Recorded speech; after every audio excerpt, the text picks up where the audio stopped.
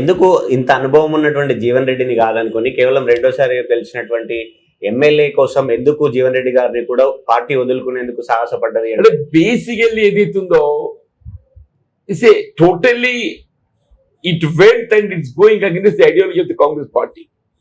వాళ్ళు మీరేమంటారు, కాంగ్రెస్ పార్టీ ఈ threat. Congress party 66 MLAs, 65 Congress party elected MLAs, ఒకరు CPI 66, BJP BRS put together 46, 20 వ్యత్యాసం ఉన్నది. 7 ఎంఐఎం పక్కన పెట్టండి, ఆ 7 కూడా కాంగ్రెస్ సపోర్ట్ ఉన్నాయి. ఇంకా చెప్తున్నాను అంటే 66 7 కలుపుకుంటే 73 అయితే 73 కాంగ్రెస్ పక్షాలు ఉంటే మన ప్రత్యర్థి పక్షాలు 46 ఉంటాయి. Speaker is Congress man. ఎవరైనా పార్టీ ప్రేమలో పాల్పడ్డట్టయితే పార్టీ ప్రేమ చట్టానికి అనుగుణంగా ఇమీడియట్ వాళ్ళపై చర్య తీసుకునే అవకాశం ఉంది. మరి ఇదంతా ఎవరు ఎందుకు చేసిందో ఆలోచన చేసుకోవాలి. ఏ విధంగా దీంతో పార్టీకి ఇమేజ్ వచ్చిందో ఆలోచన చేసుకోవాలి.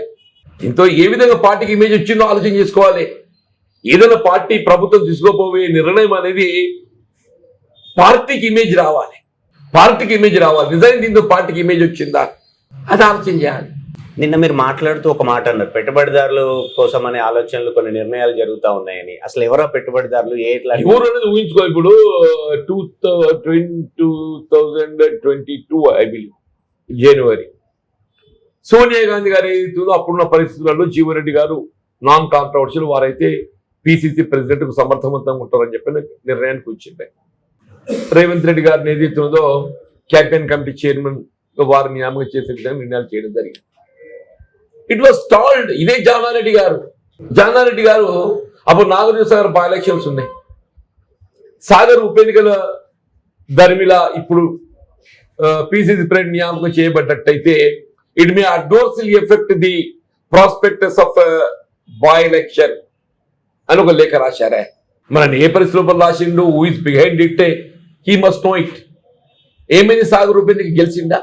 జీవన్ రెడ్డిని పిసిసి ప్రెసిడెంట్ గా నియామకం చేయబడ్డట్టయితే it may affect Nagarjuna Sagar by election adversely అని చెప్పని రాశాడా. మరి గెలిచి వచ్చిందా? What happened? Later things have change. In the place of Jeevan Reddy Revanth Reddy has come. సరే, రేవంత్ రెడ్డి నాకంటే యువకుడు, ఉత్సాహవంతుడు, సమర్థవంతుడుగా భావించి వాక్ చాతుర్యం ఉన్నది. నేను కూడా కలిసి ప్రయాణం చేసిన, కలిసి పనిచేసిన. I never deferred. Revanth Reddy గారు అధ్యక్షుడు ఏదైతుందో రాష్ట్రంలో కాంగ్రెస్ ప్రభుత్వం అధికారానికి వచ్చింది. Naturally Revanth Reddy is deserves to become the chief minister. ఎవరైనా కోరుకుంటారు, పార్టీ కూడా కోరుకున్నది. రేవంత్ రెడ్డి గారు చీఫ్ మినిస్టర్ అయింది. బట్టి గారు శాసనసభ పక్ష నాయకుడు, వారు పోరాటం చేసిండ్రు. వారు వాస్తవం ఉప సీఎంగా కావాలని భావించింది, కానీ సర్దుబాటు చేసిన ఉప ముఖ్యమంత్రిగా.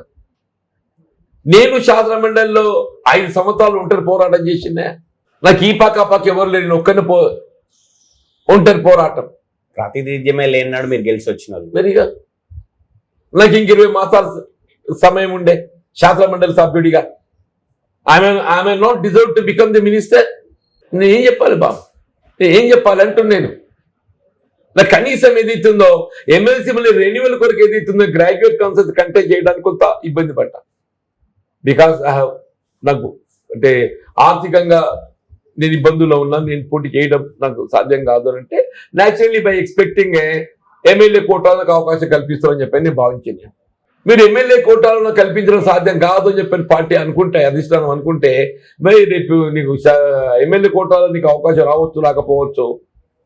మీరు ఒకళ్ళు నీకు ఎమ్మెల్సీ నువ్వు ఆశించినట్టయితే you should go for graduate councils అని చెప్పాలి. ఇక్కడ రాష్ట్రంలో ప్రభుత్వం ఉంది, 20 మంది ఎమ్మెల్యేలు ఉన్నారు. నువ్వు డబ్బు కోసం ఎందుకు వెనుక ముందు అవుతావా? ప్రభుత్వం పార్టీ అధికారం ఉన్నది, సిట్టింగ్ ఎమ్మెల్సీ. ఏమైంది? పిసిసి ప్రెసిడెంట్గా నాకు అవకాశం వచ్చి చెయ్యి జారిపోయింది. మంత్రిగా రావాల్సిన అవకాశం పొందలేకపోయినా, శాసనమండలి సభ్యత్వం రెన్యువల్ పొందలేకపోయినా, నాకు 12 సార్లు అవకాశం కల్పించిండు, 3 సార్లు ఎంపీకి పోటీ చేసిండంటే నేను ఏం చెప్పాలి? 2 సార్లు కేసీఆర్ మీద పోటీ చేసే పార్టీకి సూచన మేరకు చేశాను నేను. ఓసారి ఏదైతుందో నిజామాబాద్ గల అరవింద్ మీద నేను ఎప్పుడైతే పోటీ చేయాలని చెప్పి భావించినప్పుడు ఇదే దీపాదాస్ మున్షి గారు శివత ఇన్ఛార్జ్ సెక్రటరీ తండ్రి అంటే do you want to contest against Nizamabad parliament easy అంటే నిజామాబాద్ కరీంనగర్ ఆజాబాద్ ఏదైతుందో పూర్తిగా ఆ మతతత్వంతో ప్రభావితమైనట్టుగా పార్లమెంట్ స్థానాలు అవి ఆ 3. ఇట్స్ నాట్ మహబూబ్ నగర్ ముఖ్యమంత్రి గారు ప్రాతినిధ్యం వహిస్తున్నటువంటి శాసనసభ ఉన్నటువంటి స్థానం కాదు, చేవేళ్ళ కాదు, సికింద్రాబాద్ లాగా ఇంటెలెక్చువల్ కాన్ఫరెన్స్ కాదు. అప్పటికే వాళ్ళు సిట్టింగ్ ఎంపీలు కూడా ఉన్నారు అక్కడ. మరి సరే ఏం చేద్దాం కానీ బాబు.